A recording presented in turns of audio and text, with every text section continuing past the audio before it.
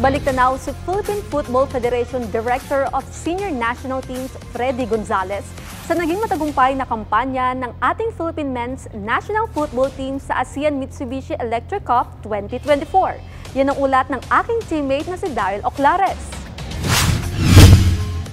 Matagumpay ang naging pagsasara ng 2024 para sa ating Philippine Men's National Football Team dahil sa kanilang pagbabalik sa semifinals ng ASEAN Mitsubishi Electric Cup matapos ang 6 na taon.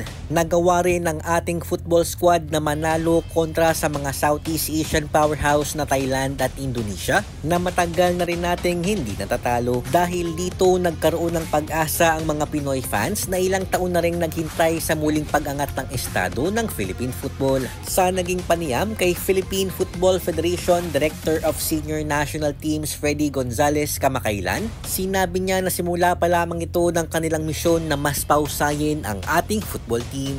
Anya, marami pang mga Filipino booters ang dapat na abangang maglaro sa pambansang koponan. I think now it gives everybody hope. You know, over the last how many years, Philippine football has kind of been on a downward trend. And so when I got this job, we set out to start bringing us back up. And the goal was, as I said when I first did my first interview, is that, you know, we go with every tournament coming to win.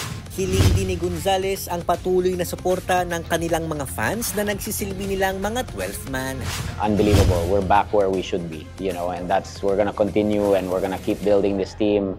We have a good group of young talent mixed with some veterans, and I hope that, you know, the Filipino general public really, really embraces this group and, you know, brings football back to the top of Philippine sports. Inaasahan na magbabalik aksyon ang Philippine Men's National Football Team sa final round ng 2027 AFC Asian Cup qualification kung saan nila makatapat sa Group A ang Tajikistan, Maldives at Timor-Leste. Daryl Oclares para sa Pambansang TV sa Bagong Pilipinas.